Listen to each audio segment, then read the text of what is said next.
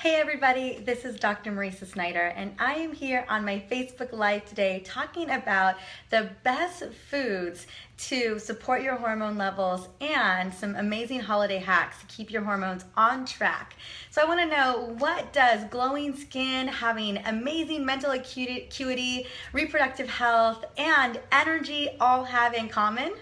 Well, it's your hormones, right? What a lot of people don't know is that your hormones are driving almost everything in the body, and oftentimes we don't know what it looks like to actually eat right for our hormones, especially during this time of the year, which is the holidays. And as you know, it can get a little crazy heading from holiday party to holiday party, and navigating the scene for healthy foods can be really challenging, especially if you don't know what that particular house is going to be serving for that party or for that holiday event. So what I want to start with today is, one, letting you know that I'm going to be doing 2 giveaways today. One of the giveaways is if you share this wonderful video with friends and family or wherever you feel would really benefit from this information, you are going to be entered to win one of my giveaways, and it's going to actually be my #1 best-selling book, The DASH Diet Cookbook, which has sold lots of copies. It was on Dr. Oz, and I can't wait to give this to you because there's a lot of hormone boosting recipes in this book that you're going to love.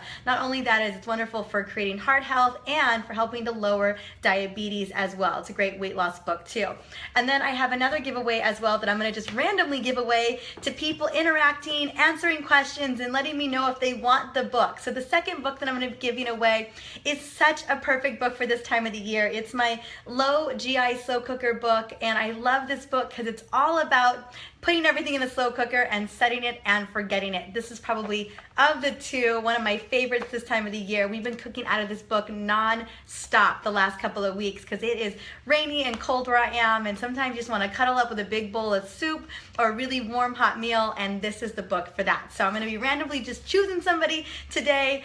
In a couple of minutes, I'll be putting it out there in just a little bit. So let's talk a little bit about hormones and what it is, or what is actually created to make hormones. So some of the things that people don't recognize about making hormones and ensuring the production of our hormones is healthy fats and healthy cholesterols.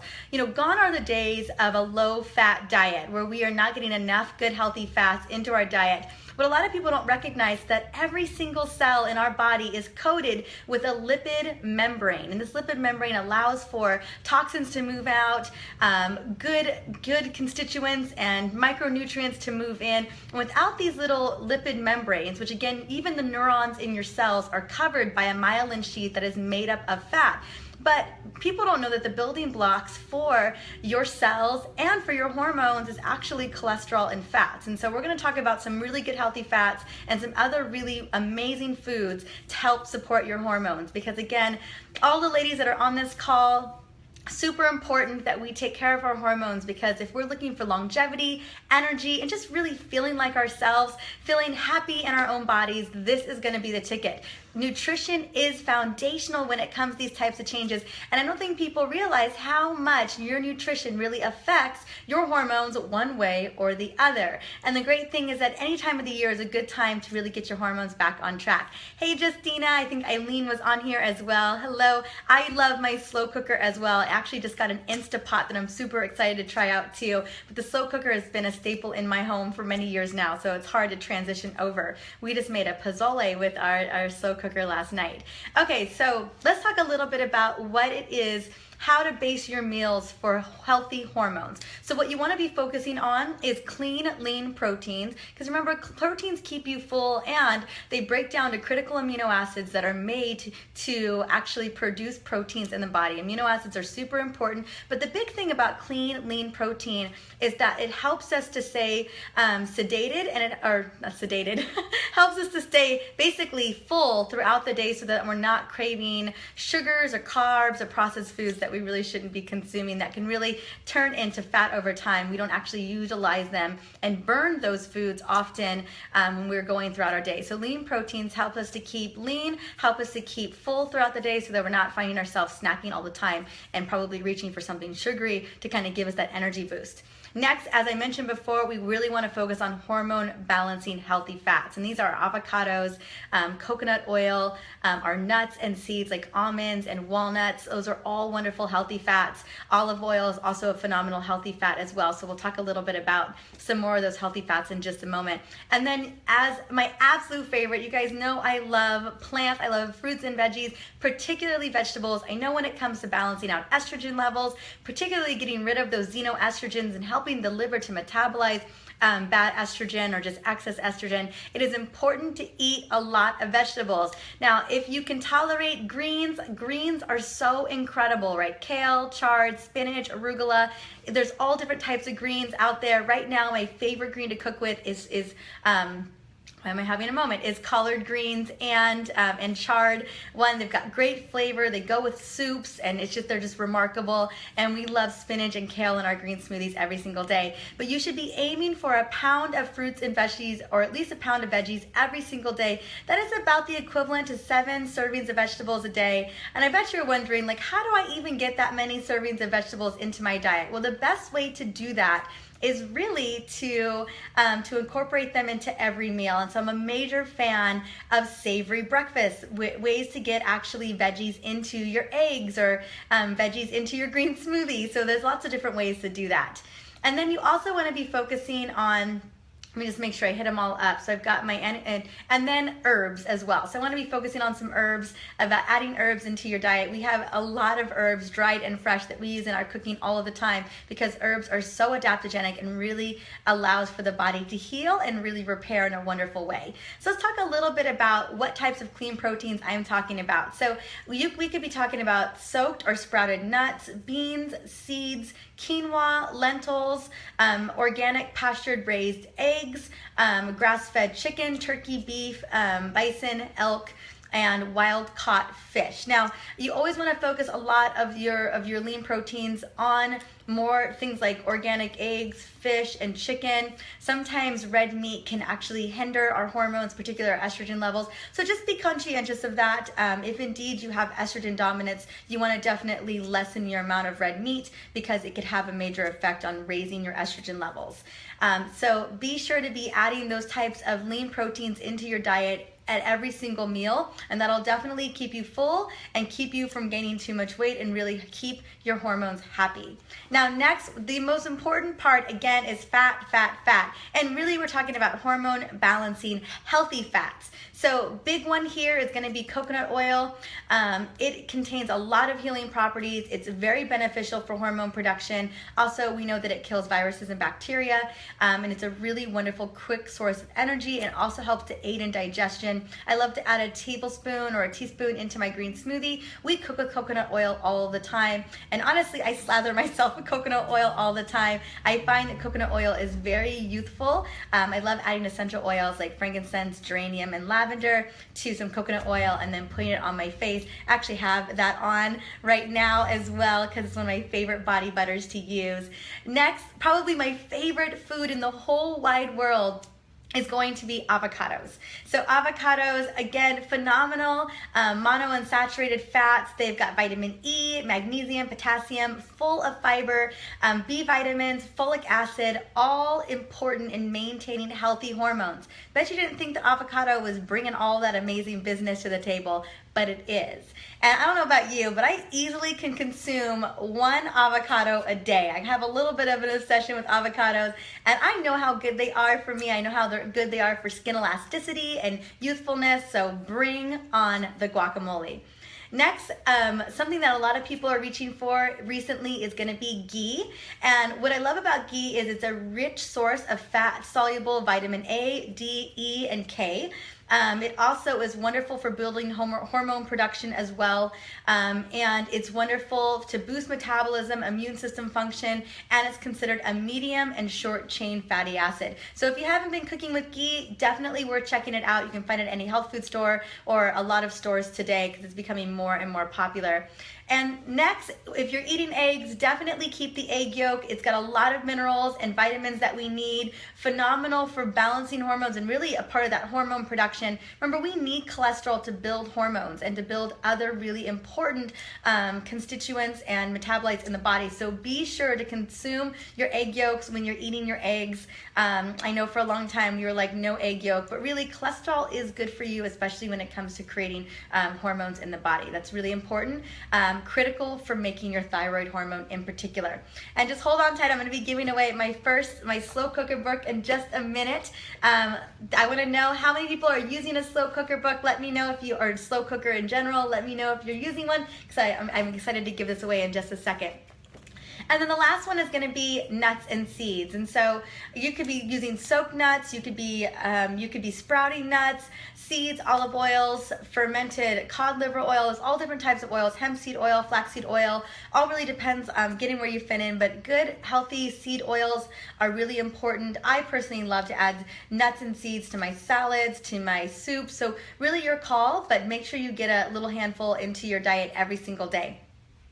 And then we go to antioxidant-rich vegetables. So, you know, when it comes to veggies, I do not discriminate. And what I normally recommend is making sure that you're eating vegetables for the season. And so if it's the summertime and greens are in season, or I always think of fruit when it comes to summertime, but I know that artichokes and asparagus are during the summer as well.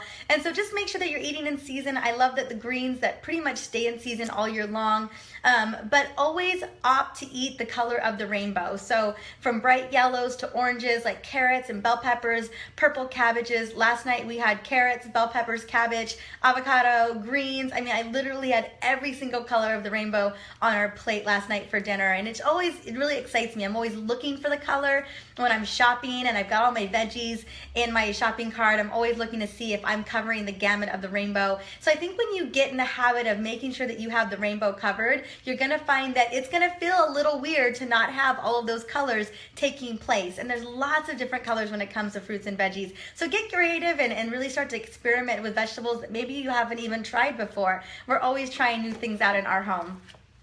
And then want to be careful when you're utilizing vegetables not to overcook anything, because you do pull out all the nutrition. That is a big no-no, because you want to make sure that you're keeping all of those core nutrients. So lightly sauteing or eating lots of fruits and vegetables raw, depending on your constitution, a little bit of, slightly sauteing or what's the word I'm looking for, or blanching is appropriate, but just make sure not to overcook your vegetables. Remember growing up, my vegetables were oftentimes overcooked, and I definitely could tell that there wasn't very much nutritional value in there. I don't know why that was. That was like the time of overcooked vegetables back then. They all just tasted like mush. So you want to make sure that you can taste your vegetables and really savor that as well.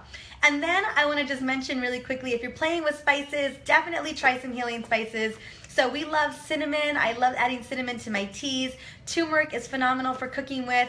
Cayenne pepper, cumin, garlic, ginger. There's all different types of herbs to use when it comes to cooking for your family. Also, rosemary is wonderful for memory. Oregano is great for immune system support along with thyme. Sage is also great for hormone balancing. So really get creative. Play with more fresh and dried herbs to really get that antioxidant boost. This is the time of the year where I really love to play with clove as well, because clove is such a great antioxidant oil.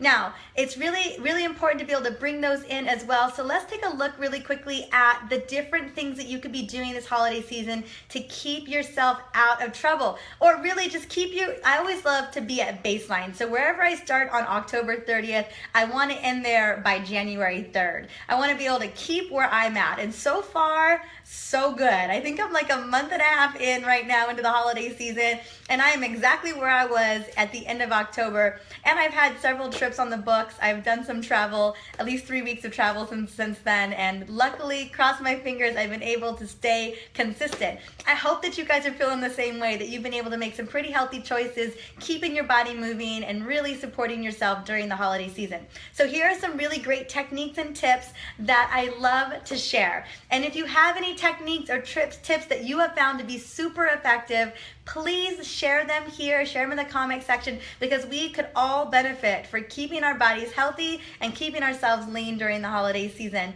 Also, if indeed you're looking to win my Dash Diet book, again, just share the video to your friends and family, to anyone that you think would really benefit from knowing the best hormone-based foods to eat, because I can't wait to give that book away in a couple of days. Okay. So here are my top 5 healthy eating tips for the holiday season, and how you can integrate some of these really amazing hormone foods into your diet on a day-to-day basis. So one of the first things I always want to recommend is don't skip meals. Oh my goodness, this is the time of year where things super crazy. because it is busy. I always tell people that not only do you still have all the things on your plate, work and family priorities, but we just up the ante of more things to do. It is so easy to just say to yourself, I don't have time for that meal. I don't have time for dinner. I don't have time for lunch. I don't have time for breakfast. And how often is that exactly the words that you use? I'm pretty sure that those words have come out of my mouth many times. Like, I don't have time for that. I don't have time for that, right? It's so easy. But if you skip meals, your body goes into starvation mode and you begin to hoard more fat because your body thinks, oh my gosh, is she going to eat again?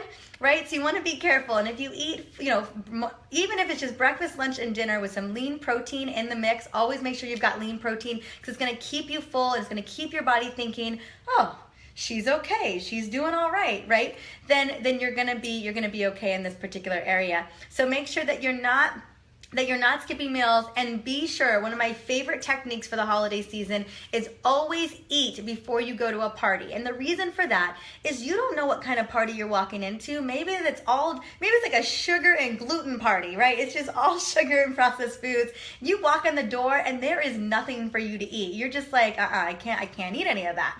And so you want to make sure that you eat a good meal, again, proteins, veggies, healthy fats before you leave because it's going to keep you healthy. That way, if you walk into the party and you've surveyed the table and there's nothing for you to eat, you are good. You're going to make it through the night without biting your own hand. So that is a technique I love to use. There are parties I know where I'm going to really have a hard time making decisions and my hunger is going to get the better of me. So I'm always prepared for that. And I always bring a little bit of lemon oil in my water bottle to make sure that I'm covered. And I usually sip on a lot of sparkling water where I'm at events as well.